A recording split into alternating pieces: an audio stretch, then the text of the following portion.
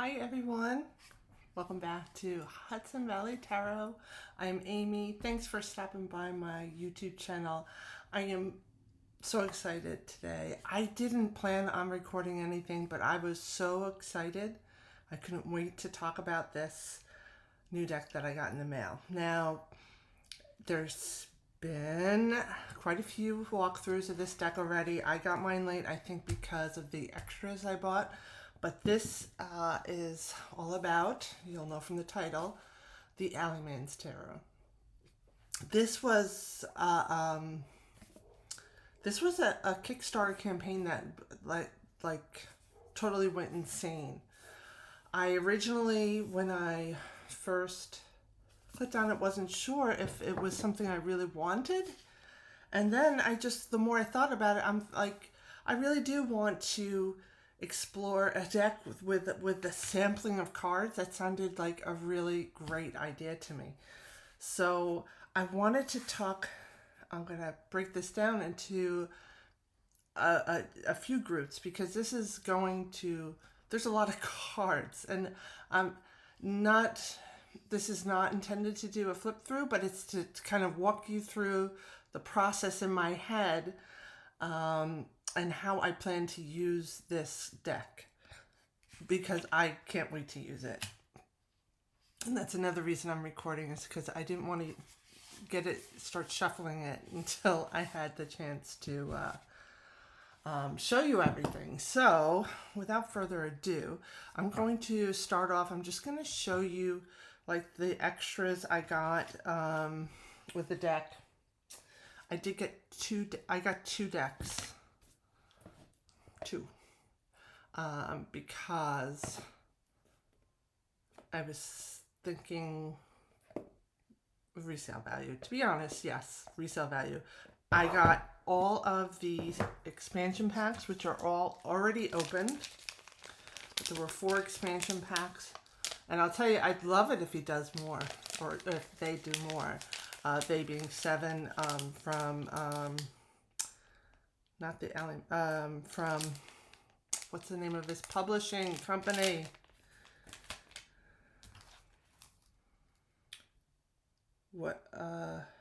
Publishing Goblin is what they call themselves. But their name is 7. Okay, so I bought 2. I also bought the special box, and I got this, I think was one of the extras, just a coin. I got the spread cloth, and it's very soft. I'm not sure what it's made of, but it's very soft. I don't like that the edges aren't finished, but I'm not like totally upset by this. But I love this spread because it says make your own way, which is a message when I'm giving a reading that I always try and include, is, you know, this is what the cards say, but you make your own way. So I'm going to lay this down because I have a camera going over the cards as well. So if I look down, that's why. So I went through the whole deck and walked through the book as I did it, because the cards didn't come in order. They came mostly in order, but some of the cards I had to go hunting for. And I basically went through what I consider a really great companion book and made sure that all the cards were accounted for, and they were. Some I love, some I'm just like, okay, and some are really like pushing my boundaries, which I really am. I dig that a lot. And some I just took out. So I'm going to show you first all the expansion pack cards are mixed in one form or another. This is the deck bag that I ordered as an extra. It's a great bag. It's bunnies and little people. I'm not sure what they are at the bottom, but and on the other side it's just this print, and it's perfect for the deck. and 2 different kinds of ribbons, and I love that this is a rainbow ribbon. So really great deck. And the other thing about the deck, which I am keeping my version of the tarot deck in this bag, has a little pocket inside for the yes no coin. So there's a little pocket sewn in here, and it's got a little ribbon to tie it closed. And let me show you the coin. I got 2 of them because I bought 2 decks, and I think it was an extra, but I'm not sure. All right, so here's the front of the coin.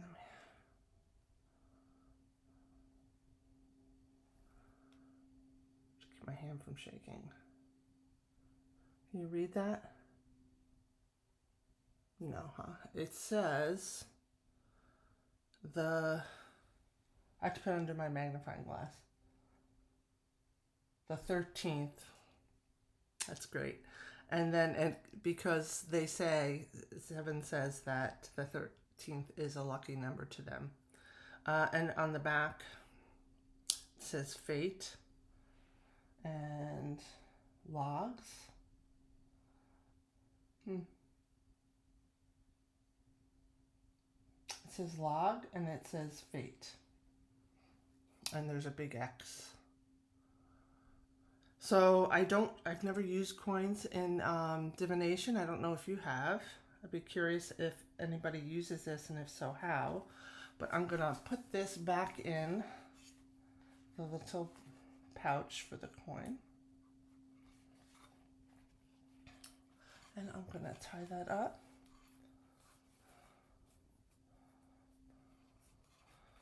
So we don't lose it.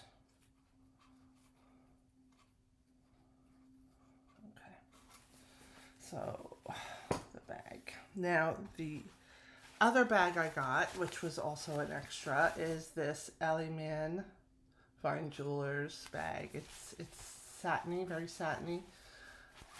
And in this, I'm putting the cards that I will be using as a oracle deck. And that's how I plan to do it. Rather than having this humongous deck all in one, because these are all the cards that I really want to work with, I decided to use one as the main tarot deck, because this is typically how I read. I have a tarot deck, and then I usually pull 1 or 2 oracle cards for the reading. So this will be the deck, and this will be the oracle cards that I use. All right, and then I'm keeping both those in their bags, and they both fit in here. So it's really perfect. It worked out perfect. So there is a third pile. There were a lot of cards in this deck that I just really do not want to work with. That's about this many. And I'll show you those at the end, and we'll talk about why I didn't want to work with these decks. These cards, okay? All right, let's get to it because there's so much. So the first thing we'll talk about are the tarot cards. So as I was saying, there are tons of death cards in this, and one of the things I did was take a lot of them out, but I kept a lot of duplicates in here. And the reason I did that was some of the cards just really kind of gave a different flavor of the meaning that I really appreciated and thought would be important to capture in a tarot reading if I'm giving one to someone using this deck. And I'm going to open up the book as well. I know you won't be able to read it from there, but you can see how it's kind of laid out. This is the Fool card. I actually took that out. But let's actually, you know what, let's just go through the cards. So we have the Fool. I don't like the rubber ducky Fool. I took that out. Here's the Magician. And I stuck the extra Magician card from one of the expansion packs in there. I love this one. It's from the little Buddha Tarot. I know because I have that deck. These are two high priestesses. I chose this one because this just reminded me with the tentacles coming out, and also based on his what he wrote in the book, that she knows what we really want. And sometimes what we really want is not what we're expecting, right? So that's why I liked this and I kept it in. And then this one I'm not a big fan of because of the skull, but I just felt that it was a different aspect of her, how she's hidden and secretive, and there's just really kind of that hidden aspect to her, and the skull kind of takes away all outside appearances, all masks, and she is just no identity to her. So I appreciated that. The Empress, I'm not a cat person, but this is a fine Empress. There were no alternative Empresses. I might have replaced it if there were. Same for the Emperor. There were no other Emperor cards in any of the other decks. Here is the Hierophant that I kept. There was another one that I took out. It's just a Marseille one. I'm not thrilled with it, but it'll do. Lovers. So I have two Lovers cards in here. This one is very unique, and it kind of also talks about when we lose something, there's always a part of it left behind, right, to give us those beautiful memories and even sensory kind of reminders of that person. So there's that, and then there's this one here. It's more like the typical Lovers card, meaning which I usually think of as choices, but here it's definitely about like a partnership or a relationship in this deck. So here is the one and only Chariot card. I could be wrong, but I'm pretty sure. I really like this Strength card.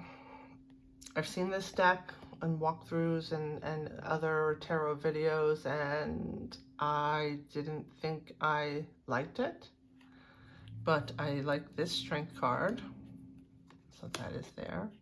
Here is the Hermit. It's okay. I like it. Wheel of Fortune. I really like this one a lot. Justice. The Hanged Man. I couldn't decide, so I kept them both in there. I loved, all right, so there were tons of death cards, and I liked a lot of them, but I don't want to have, especially if I'm reading for someone else, I don't want to have tons of death cards, right? You get that. But this one I loved. This one I loved a lot. It depicts to me that death doesn't want to hurt us. I see death there trying to comfort this person who thinks they're losing their life, or maybe they've lost someone else. And death is like, no, please, it's not meant to be that way. So this is about grief, and the grief on this death card, it's palpable. But I really, really love this death card. So definitely that got in. And then for some reason, there's a lot of traditional cards in here from either Marseille or Visconti Sforza. I think this is a Visconti card, and I liked it, so I kept it in. And this is, to me, is more of like the traditional death. You can't avoid it, you can't run, you can't hide, it doesn't discriminate. And this one, I see this as death as a gift. This is more of the transformation card that we tend to use as the meaning when we don't want to scare our querent. Okay, Temperance. It's a very nice Temperance card. I like it a lot. I really like this Devil card. Very modern. I like how it's like shattered glass, and this is like a modern gentleman in disguise. stab me in the heart or backstabbing, and just really, really like it. So I had a hard time picking a tower card, so there's a lot of tower cards in here. These two are by the same artist. I might take this one out just to keep it balanced, because you don't want the negative cards to have like a advantage, right? But for now, they're both in here because I just really like how they're depicted here.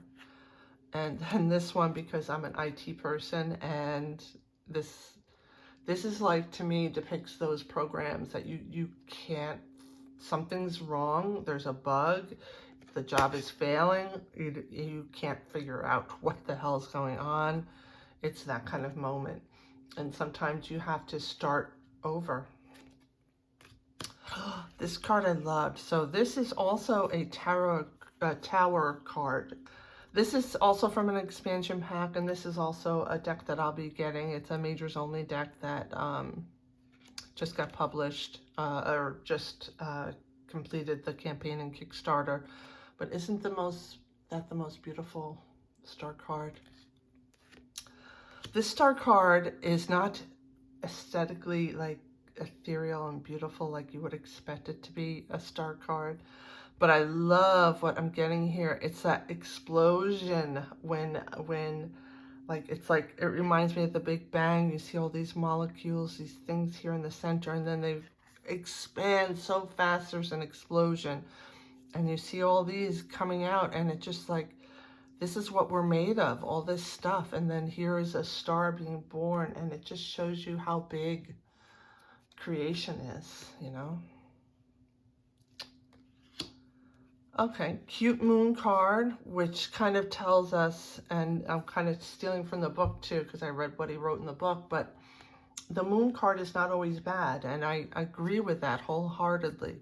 Sometimes it forces us to trust. Sometimes it forces us to go deep within, and where it's scary and we don't know ourselves yet. And that's what this one, see the scary ghosts and everything, but the moon is our friend. We're doing things that it's intimidating, we don't know, it's kind of a little scary, but it's really important work. But this moon card depicts more to me of the dark side of the moon, that our fears and of the unknown can trap us. And here's the sun card. It's okay. Judgment. So this is from the Literary Tarot, which I should be getting whenever it does get published. No, this one is. Sorry, wrong deck. This is a very typical judgment card. I like it though, and I would go with the more traditional meanings, but I really liked this one. This is from the Literary Tarot deck that was on Kickstarter, is now completed, but still waiting for those decks. Nothing yet. I really love this judgment card because you can see all the people under the water, and here is one is touching, it's like they're so close. I really love how it's like you don't know you're trapped until you're not. And that was kind of from the book as well. Again, Alleyman wrote a terrific accompanying book. This is a great card for judgment. And here is the Phoenix Judgment, so arising, being reborn. Here is the World card. I think I took one of the World cards out, but I really liked this one. It's not typical. Okay, Ace of Cups, beautiful but simple. Two of Cups, Rider-Waite style. Three of Cups, I love the artwork here, the three cats playing, getting along. I really like this Four of Cups. And if you read in the book, he equates it to the boringness of being in the outfield. I took one of the Five of Cups out, but this is the one I kept. It's a great Five of Cups. Wait, well, am I missing a 6? Okay, I'm missing a 6 of Cups. I'll have to remember that. All right, 7. I like this 7 of Cups. It's the reflection. You're not sure what's really there. Does he know he's looking at himself? Here's the 8 of Cups. Very abstract, but there weren't many other options. 9 of Cups. 10 of Cups. I don't like this card. It's very harsh to me, but I didn't like the other option. But now I'm thinking I might go with the other one because I just can't. I don't like looking at this.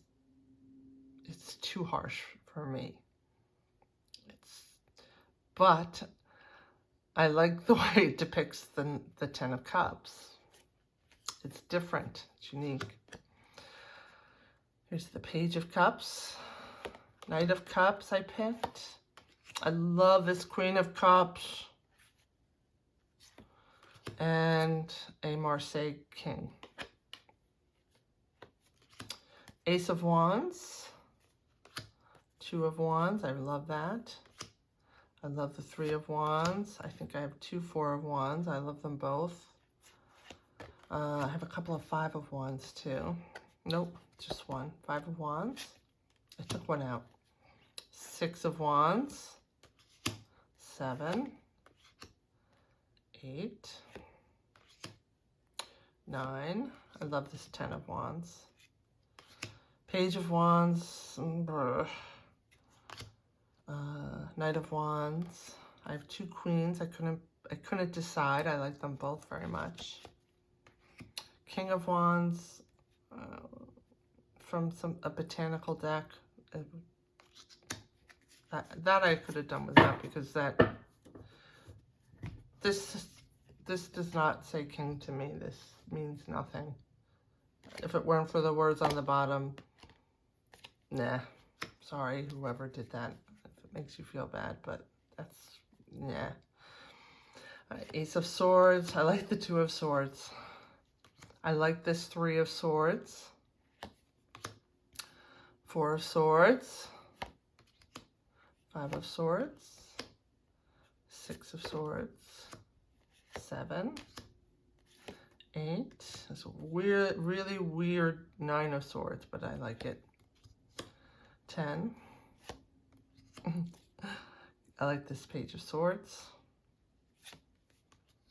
I threw this in as a Knight of Swords, Queen of Swords, and this Queen of Swords. I couldn't make up my mind, so I kept them both.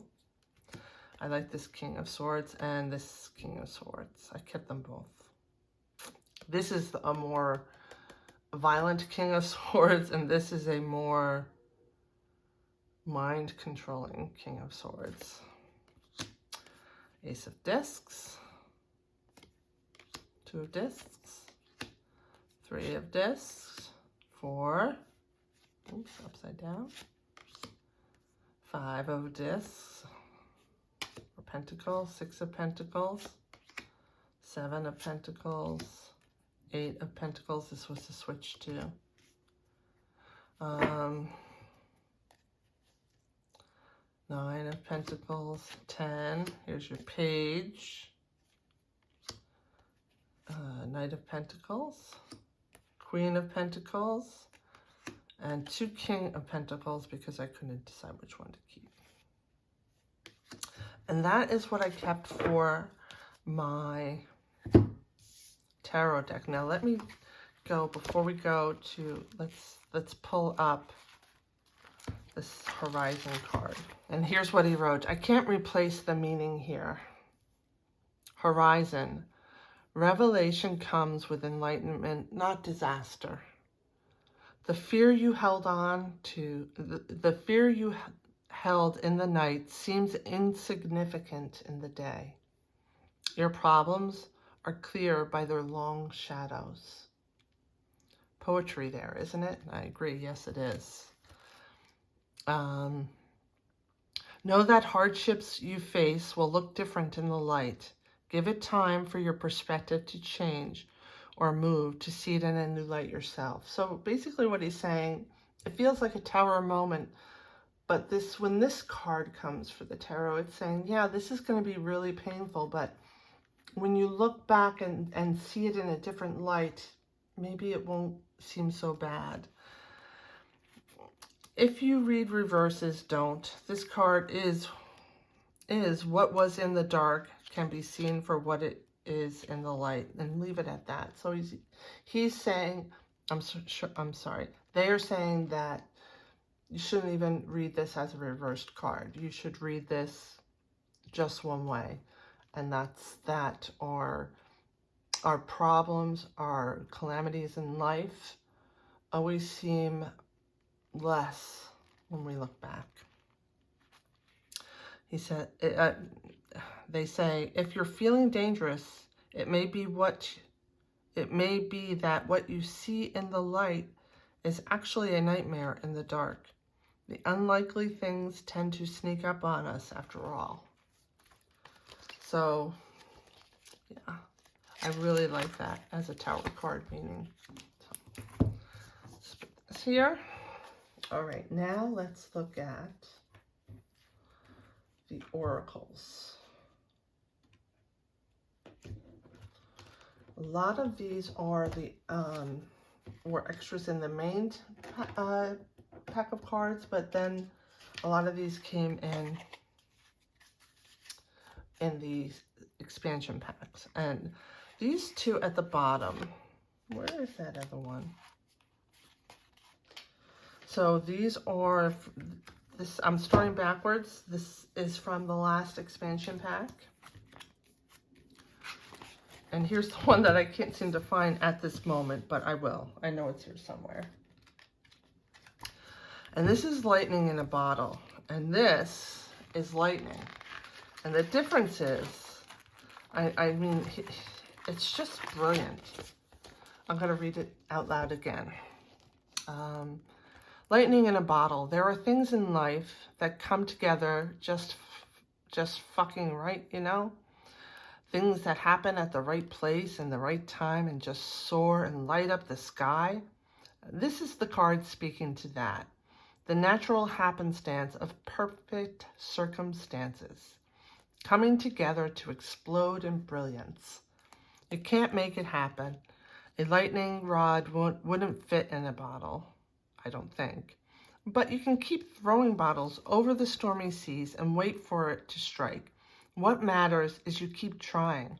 Nothing good can happen if you don't try to let good things exist in your space, is what I'm trying to say here. And this is one of the cards that they created themselves. The last pack were all created by 7. And 7, if you're watching, I love this one. I love this one. And it's perfect with this one. This is Lightning in a Bottle trademark. Show it to you here too. Manufactured success. These are the people, like when someone does get the lightning in the bottle, these are the people that have to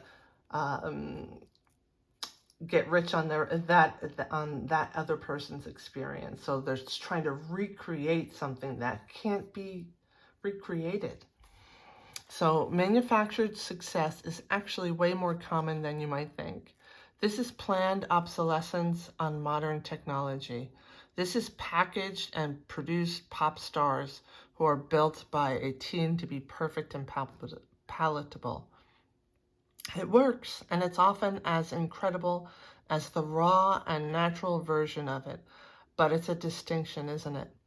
Where people can control how things grow and get big, there is a well-founded fear of what will be left for us to enjoy when only what's considered safe and sales-worthy makes it. This is your reminder to fuck up the supply line sometimes. Open a bottle and slip something weird in there. This factory line doesn't replace what we can make on our own with heart and determination. They work together. In reverse, this is consumerification to a bad scale. This is facing up to how commodified things have become, that they are stripped of their heart. produced pop stars aren't fake. They're all still real artists working behind the scenes, hoping and trying. What happens when they give up too? So I really liked it, and I'm just going to go through. I mean, there's so many amazing. I just really liked it. And some of these are actually tarot cards that I like so much that I kept them in here. So this is the Alleyway, and I love what I'm going to read you this too, because I love what he wrote about the alley. I love what he wrote about everything. I can't read you everything, but let me read you the alley. And he says, this is a personal one, and then they say sorry. I spent most of my time in alleys in various places at various times, in various other places, literal world hopping. Alleys are so homey. It's where people pass on secret shortcuts. It's where side entrances are to most anywhere. It's where you go to hide, to sleep. It's where the trash accumulates. It's all unintended mistakes and side effects of having a society. Damn. Maybe this is just me, but when I meet people here, they are the ones I'm supposed to meet at the time I'm supposed to meet them. It feels like the place where things happen, where they come together just right. In a strange sort of way, I think of it as my community, a place where nothing and everything belongs. If there's nowhere else to be or go, a place where nothing and everything belongs, if there's nowhere else to be or go. If you do reverse, this is abandonment and being truly alone and forgotten. So I really loved that they put that in here, and just, this is a card called the Publishing Goblin, and they talk about in the book, don't give up on creating, just create for yourself, not for what people want to see.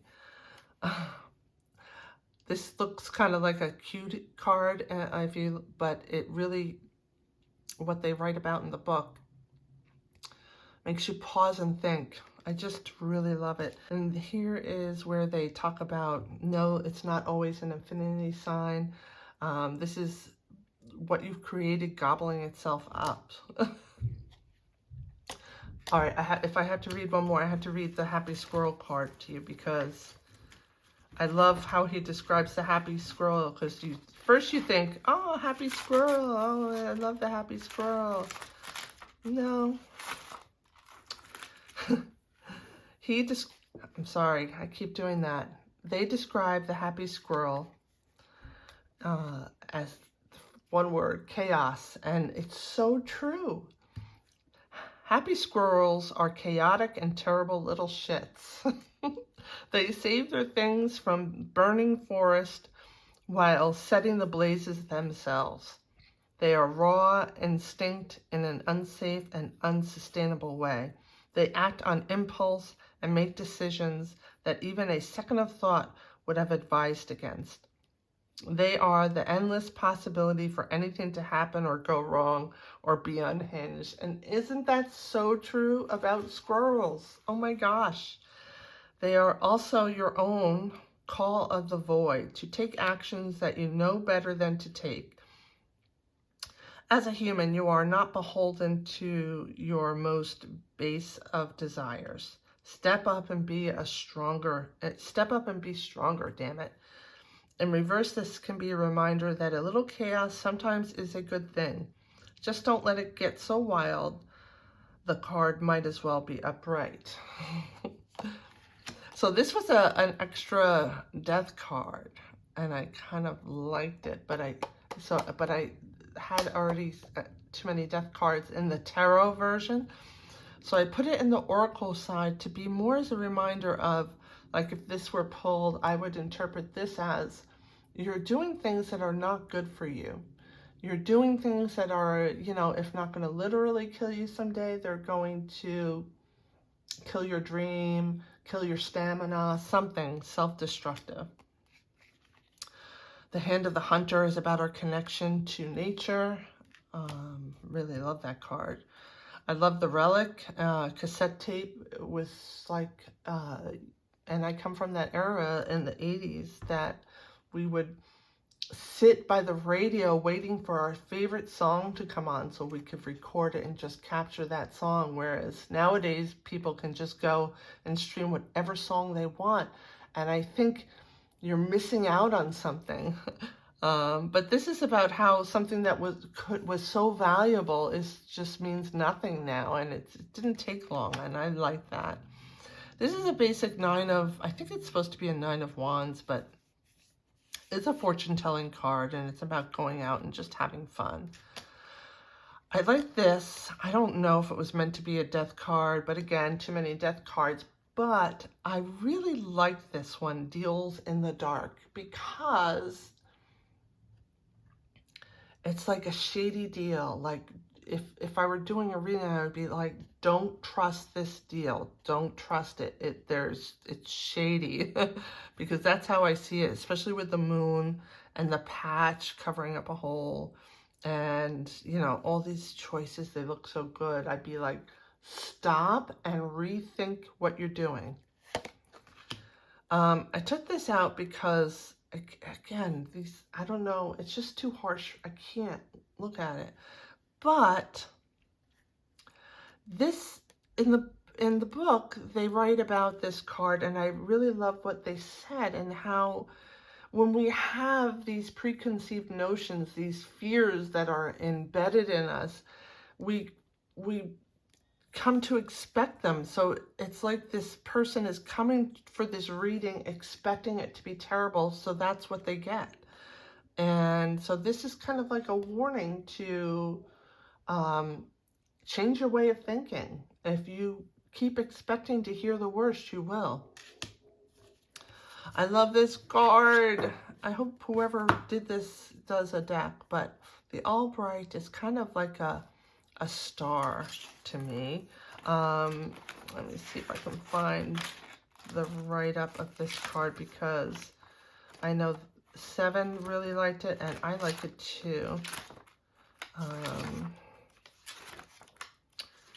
I don't see it coming up.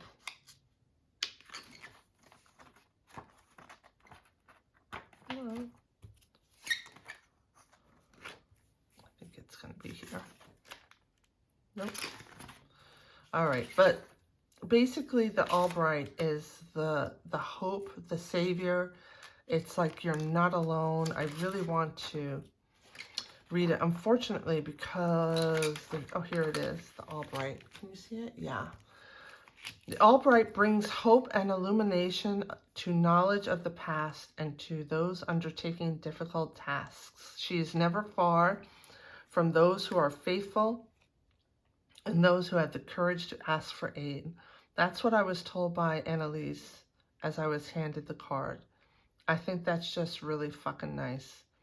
So look out for her hope. It's almost always there somewhere. In reverse, I guess, is the absence of hope, a sign that you need to step up and be that for others or for yourself. Damn, this is basically how superheroes and vigilantes get started, huh? In the shadow view, this card is about those who preach that their light is the right one. Note the line that for those who are faithful, she is always there for them. If you lose faith or doubt or dare to question, bye. I really like this. It's like your guardian angel card. I like this as, I think it's a Joker. This one has definitely a meaning. It's like not realize that you're being dicked around. At least to me, that's how it kind of depicts. And then finally realizing it and cutting the strings. If it's reversed, I would say you're not realizing that you're, you know, somebody's pulling your strings. Here is the Alleyman card. I love that. I like this one. This one is a reminder that all those comments that we get in social media, it's not important what they think. People get so upset over the way they're treated on different platforms, but they're not the people that matter. So this is kind of a reminder of that it's your friends and your family that matter. And they all know who you are, so. Okay, so I hemmed and hawed about this because I hate violence, and I live in a state where there is very little gun control, and it's a problem. And so I was going to take it out because no, but I'm like, no, because this has a real a relevant meaning here. It's the last bullet in the gun. So there's two ways you can look at this. Are you going to take that one left bullet and take your own life with it? Or maybe it's your last chance to save yourself because it's a silver bullet. You know, and then there's also the fact there's only one bullet in the carriage, so it's like you're really taking a big chance here if you're playing Russian roulette. So I think there's a lot of ways, serious ways, but a lot of ways this card could be well used in a reading, so I left it in. This is the Four of Pentacles, and I didn't put it in the tarot deck. I really, you know what? I might do it. I think I'm going to put this back in the tarot deck because I really love the card. But this is about wanting all the things, needing the shiny things, hanging on to your wealth. And that can be positive or negative. It just depends on how you look at it. But I really like this. I like the colors. I like the depiction. I like that he's wearing it like a big pendant around his neck, like he's showing it off, and he's got the crown as well. Okay, this one, I think I'm going to put this back in there. So this one, Justice is the card, but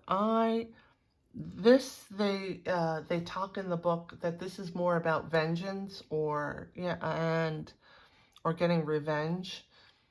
And I'm not all for revenge. I don't see that in line with justice, but I can see that this can be used well in an oracle fashion, but I don't want to equate it with justice, but I did leave it in because this could be a warning to someone. This one, I don't know, I might take it back out. The dog, I forget what they wrote about it. It's in here, but anyway. This one I liked a lot too. I gotta read the book again on that one because it was really good what they wrote up about it. Okay, well, I don't want to take up the time to go searching through the book for it, but I'm going to have, this was really good. I'm going to have to read it again, though, so I can remember how to use it. But this is about, these are like whips, and some religious people use them to punish themselves. Three of Books, I kept that in. I think this was like a Three of Pentacles or something. This is the Key. Again, a great for an oracle deck. Five of Mirrors, I think was a Five of Discs. This is Six of Ink Blotters. Six of Bells. Seven of Bells. It's like a wooden person in the middle. So this is like when you lose your sense of self in my book. This one was just, it's Eight of Tentacles. It's like a extra suit almost they had in the deck. And this one is about just allowing yourself some pleasure, like some really decadent pleasure. And this is Nine of Clocks. A bunch of clocks with different times, so it's time of the essence. Time doesn't matter. I like this one, Ten of Eyes, too. They talked in the book about how you're observing everything and you don't need to know everything. Sometimes you just need to like focus in one area, and this is about the need to know everything or see everything or know everything that's going on. This is the Builder. I love this one. The Masterless Knight.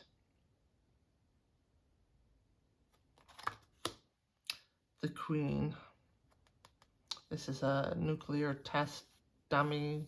I think of that house, the communities they set up in when they were testing atomic bombs in Nevada, and they put like mannequins in them. That's what I think of with this.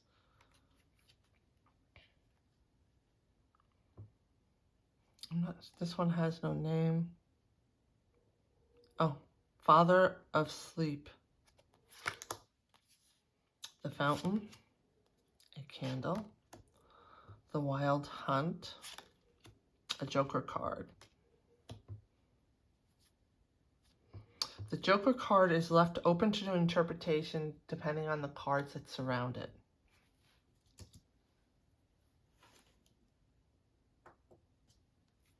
That was weird.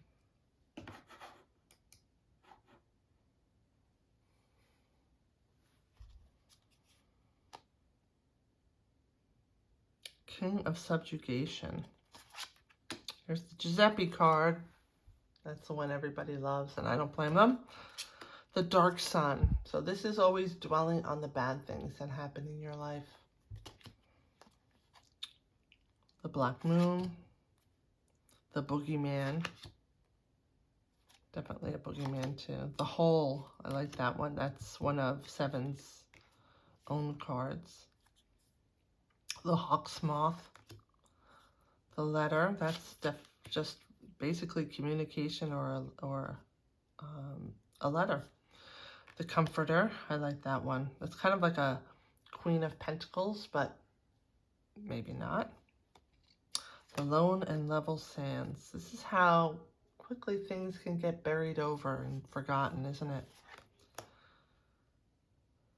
This is a rune, I think. Misery.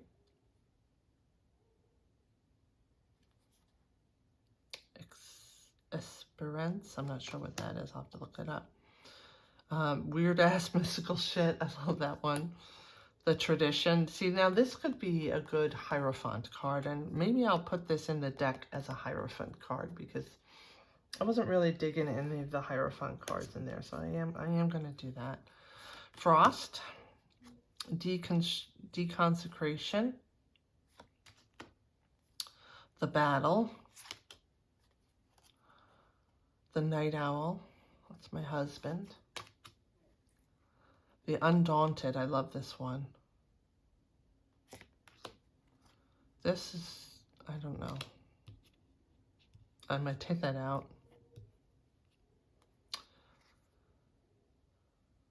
This to me is like a hermit. This is the Entertainer, I think they called it. The Thing Among Reflections. I love this. It's like you don't know what's real. This is the Last Tarot card. This is the other Hierophant card.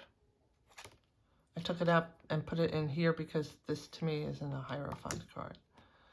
And I forget what this one was. But that's all that I would have in the Oracle deck. Now I'm going to go through quickly and show you all the cards that I took out because they're just not cards that I would want to have in a deck, right? The Storyteller. This was the original, excuse me, Five of Cups. I think this is Page of Wands. This is a Six of Cups. I got to put it back in because I'm missing a Six of Cups, but it's just a silly card to me. I don't get it. Seven of Cups. This was the original, I believe. I took it out. This is a Six of Swords. It's very beautiful, but I didn't see any meaning to the imagery. This is the Knight of Swords.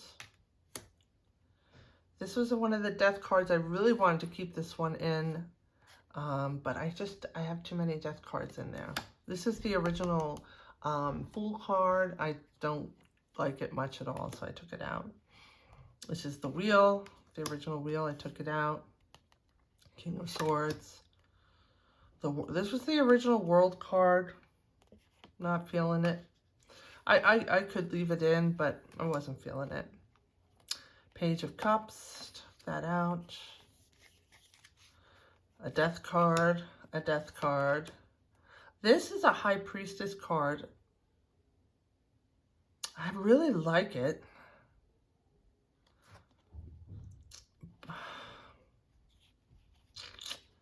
I don't know, I'm in and on about this. I do like it. I'm just not seeing High Priestess here. Maybe I'll put it back in the deck. I think I will. And then here's the Ten of Cups, the original one. I think I'm going to have to replace that one I had put in there. This just does not say Ten of Cups to me, except maybe the rainbow. But it's better than that other card. It's just way too harsh. Here's an alternative Empress that I just didn't like. I like this Strength card, but I had a Strength card in there that I liked. This is like more like physical force, whereas the other one was more like your standard. I think it was from the 5-cent tarot. I might put it back in and just with both of them. This one was one of the Oracle cards. This one, I just didn't like it. Here is, I forget which one, 19? No, 14? Is this a devil card? I don't know. The original Knight of Swords. It's just too mamby-pamby for a Knight of Swords. That's not a Knight of Swords. I like this card, but I don't see it as an Eight of Pentacles. There's nothing Eight of Pentacles about this for me. This was the original Devil card. I took it out because it's too ugly. Oh, look, another Death card. Oh, look, another Death card. Oh, look, another Death card. Oh, here's a Death card, and another Death card, and another Death card. And I don't know what the hell this was. And this really didn't resonate with me. And this is too gory. And Time Machine, I don't see how I could use that in any oracle way, so I took it out. And that's it. That's my Alleyman. Now, I am definitely going to do some readings with this deck, and I'm going to record them. What questions would you want to ask if I did a reading with this deck? Because I don't know. What should I do? What should I ask it? A world question like for us all? Or should I leave it like a open-ended question like what does your spirit guide want to say to you? What would you want to hear? Let me know in the comments below. Let me know if you have this deck. How do you feel about it? Do you like reading with a deck that has all these cards from different creators? Is that too much for you? I haven't actually tried it yet, but I have a feeling I'm going to like it.